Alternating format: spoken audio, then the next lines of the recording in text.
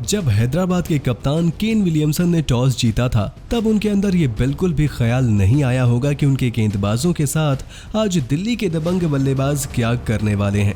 Tata IPL 2022 के 50वें मुकाबले में ऋषभ पंत ने अपनी टीम में 4 बदलाव किए। घातक ओपनर बल्लेबाज पृथ्वी शॉ चोट के कारण ये मुकाबला नहीं खेल पाए। ऐसे में डेविड वार्नर के साथ ओपनिंग करने आते हैं मनदीप सिंह और इस बल्लेबाज को अपने पहले ही ओवर में एक शानदार गेंद डालकर भुवनेश्वर कुमार ने पवेलियन की राह दिखा दी। आपको बता दें कि आज पहले पावर प्ले में ही भुवी अपने पुराने अवतार में गेंदबाजी करते नजर आ रहे थे।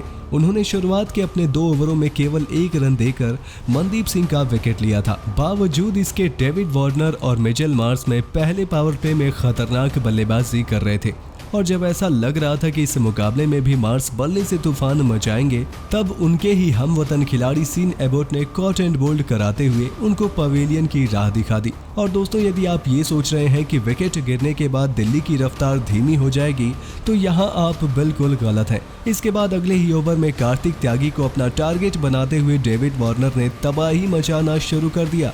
कार्तिक त्यागी पर 2 शानदार चौके लगाकर वार्नर ने पहले पावर प्ले में दिल्ली को 50 रनों के पार पहुंचाया। इसी मुकाबले में डेविड वार्नर ने अपने T20 करियर का 400वां छक्का पूरा किया। जी हां, जैसे ही एडन मार्करम 8वें ओवर में गेंदबाजी करने आए, उनकी 5वीं गेंद पर शानदार छक्का लगाते हुए वार्नर ने ये उपलब्धि हासिल की। इसके बाद आने वाला था पंत का स्थान। जी हां, श्रेयस गोपाल पर निशाना साधते हुए ऋषभ पंत ने उनके 3 गेंदों पर 3 छक्के लगा दिए। गोपाल को समझ ही नहीं आ रहा था कि वो पंत को गेंद कहां डालें। यही नहीं, उनकी अगली गेंद पर भी एक चौका लगाते हुए ऋषभ पंत रुकने का नाम ही नहीं ले रहे थे।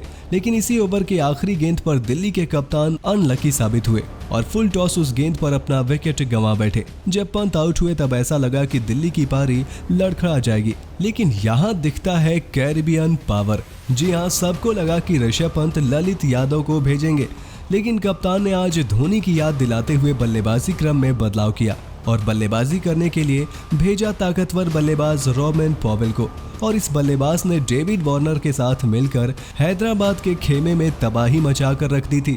जी हाँ, इन दोनों ही बल्लेबाजों ने इसके बाद दिल्ली का एक भी विकेट नहीं गिरने दिया और 100 से भी ज्यादा की पार्टनरशिप करके 85 रन से दिल्ली के स्कोर को सीधे 207 रनों तक लेकर जाते हैं। इन दोनों बल्लेबाजों की कत्लेआम बल्लेबाजी का नतीजा ये रहा कि एक बार फिर से हैदराबाद को 200 से ज्यादा रनों के लक्ष्य का पीछा करना पड़ा। इस मुकाबले में यदि आखिरी ओवर में डेविड वार्नर बल्लेबाजी करते तो शायद उनका शतक भी हो सकता था, लेकिन दूसरे छोर पर रोमेन पॉवेल तो केवल तबाही मचाने के ही मूड में बल्लेबाजी करने आए थे। आखिरी ओवर में गेंदबाजी करने आए थे उमरान मलिक और उनकी 6 गेंदों पर आतंक मचाते हुए इस बल्लेबाज ने कुल 19 रन बटोरे। उमरान ने पहली ही गेंद डाली जो कि 153 से ज्यादा की गति की थी और इस गेंद को रोमेन पॉवेल ने पूरी ताकत से स्टेडियम के बाहर फेंक दिया, जिसे देख उमरान की भी आंखें फटी की फटी रह गई। आज उनका पाला पड़ा था कैरिबियन ताकत से। यही नहीं दोस्तों, इसी ओवर में उमरान मलिक ने आईपीएल इतिहास की दूसरी सबसे तेज गेंद डाली। जी हां, उन्होंने ओवर की चौथी गेंद 157 से ज्यादा की गति से फेंकी और इस गेंद पर बल्लेबाजों को डरना चाहिए, तो उसका ठीक उल्टा करते हुए रोमेन पॉवेल ने उसे बाउंड्री की राह दिखा दी और इस तरीके से पॉवेल ने केवल 35 गेंदों में ही ताबड़तोड़ 67 रन बना डाले। उन्होंने अपनी पारी में 3 चौके और 6 गगनचुंबी छक्के लगाए थे। वहीं डेविड वार्नर ने 58 गेंदों में 92 रनों की लाजवाब पारी खेली थी। उन्होंने अपनी पुरानी टीम के गेंदबाजों की धज्जियां उड़ाते हुए 12 चौके और 3 गगनचुंबी छक्के लगाए थे। वहीं हैदराबाद की तरफ से एक विकेट भुवनेश्वर कुमार को मिला तो एक सफलता सीन एबोट के हाथ लगी। वहीं श्रेयस गोपाल ने भी एक बल्लेबाज को अपना शिकार बनाया और उमरान मलिक का धागा खोलते हुए दिल्ली के बल्लेबाजों ने उनके 4 ओवर में कुल 52 रन बना डाले। दोस्तों, 10 अंकों से 12 अंकों तक पहुंचने के लिए हैदराबाद को 208 रन बनाने की जरूरत थी। इस टूर्नामेंट में सनराइजर्स की गेंदबाजी सबसे खतरनाक मानी जा रही थी, लेकिन उनके परखच्चे उड़ाते हुए दिल्ली ने उनकी पोल खोल दी।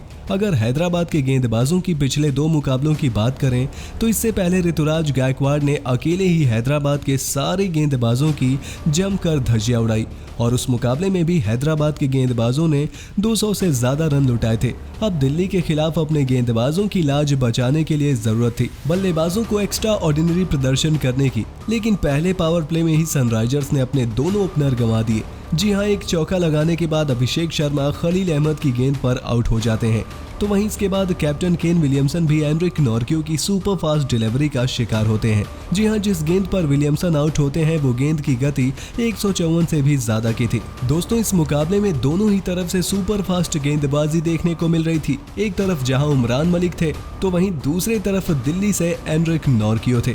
दोस्तों, पहले पावर प्ले के निराशाजनक प्रदर्शन के बाद उम्मीद थी राहुल त्रिपाठी और एडन मार्करम हैदराबाद की पारी को आगे लेकर जाएंगे, लेकिन 18 गेंदों में 22 रन बनाकर त्रिपाठी भी सनराइजर्स का साथ छोड़ जाते हैं। उनको मिचेल मार्श अपना शिकार बनाते हैं। अब 7 ओवरों में 36 रन पर ही हैदराबाद अपने 3 विकेट गंवा चुकी थी। लेकिन इसके बाद आता है निकोलस पूरन और एडन मार्करम का तूफान। जी हाँ, इन दोनों ही बल्लेबाजों ने धीरे धीरे मुकाबले को आगे बढ़ाते हुए ऋषभ पंत के दिल की धड़कन बढ़ा दी थी। 10वें ओवर के बाद इन दोनों ही बल्लेबाजों ने अटैक करना शुरू कर दिया था, लेकिन इसके बाद ऋषभ पंत ने महेंद्र सिंह धोनी की तरह चलते हुए खलील अहमद की हाथों में गेंद थमा दी और आते फैसले को सही साबित करते हुए खतरनाक दिख रहे एडन मार्करम को कुलदीप यादव के हाथों कैच आउट कराकर पवेलियन की राह दिखा दी। हालांकि जाने से पहले 25 गेंदों में 42 रन बनाने वाले एडन मार्करम ने दिल्ली के दिल की धड़कन जरूर बढ़ा दी थी। दोस्तों, आप ये सोच रहे हैं कि मार्करम के जाने के बाद मुकाबला खत्म हो गया होगा। यहाँ आप गलत हैं। मार्करम के जाने के बाद निकोलस पूरन दिल्ली के गेंदबाजों की जमकर क्लास लगा दिए। इस बल्लेबाज ने आखिर तक हैदराबाद की उम्मीदें बनाए रखी और पिछले मुकाबले की ही तरह एक बार फिर से इन्होंने दिल तो जीता पर हैदराबाद को मुकाबला न जीता पाए। जी हाँ, आखिरी 24 गेंदों में हैदराबाद को जीत के लिए 62 रनों की दरकार थी और निकोलस पूरन ने अटैक करना शुरू कर दिया और उनकी ताबड़तोड़ बल्लेबाजी का ही नतीजा रहा कि ऋषभ पंत के दिल की धड़कन एक बार फिर से तेज हो गई। हालांकि 18वें ओवर में गेंदबाजी करने आए शार्दुल ठाकुर की 5वीं गेंद पर आउट होते हुए निकोलस पूरन की एक साहसिक पारी समाप्त हो जाती है और जाने से पहले उन्होंने 34 गेंदों में 62 रन बना दिए थे। उन्होंने अपनी पारी में 2 चौके और 6 गगनचुंबी छक्के लगाए थे और 8 विकेट के नुकसान पर हैदराबाद 186 रनों तक ही पहुंच पाई और इस तरीके से ऋषभ पंत की दिल्ली ने 21 रनों से इस मुकाबले को अपने नाम कर लिया। अगर दिल्ली के गेंदबाजों की बात करें तो सबसे ज्यादा विकेट खलील अहमद ने लिया है। उन्होंने 4 ओवर के स्पेल में 30 रन देते हुए 3 बल्लेबाजों को पवेलियन की राह दिखाई। इसके बाद शार्दुल ठाकुर ने 2 बल्लेबाजों को अपना शिकार बनाया और बाकी के गेंदबाजों को एक एक सफलता हाथ लगी। तो वहीं दोस्तों, इस जीत के साथ ऋषभ पंत की दिल्ली पॉइंट्स टेबल में छलांग लगाते हुए 5वें पायदान पर पहुंच गई है। तो दोस्तों, आप दिल्ली की इस शानदार जीत को 10 में से कितने अंक रेट करना चाहेंगे? अपनी राय हमें कमेंट बॉक्स में कमेंट करके जरूर बताइए और ऐसे ही शानदार खबरों के लिए सब्सक्राइब कर लीजिए हमारे YouTube channel cricket in India को। वीडियो अच्छी हो तो इसे लाइक करें, शेयर करें और बेल आइकन को प्रेस करना बिल्कुल ना भूलें।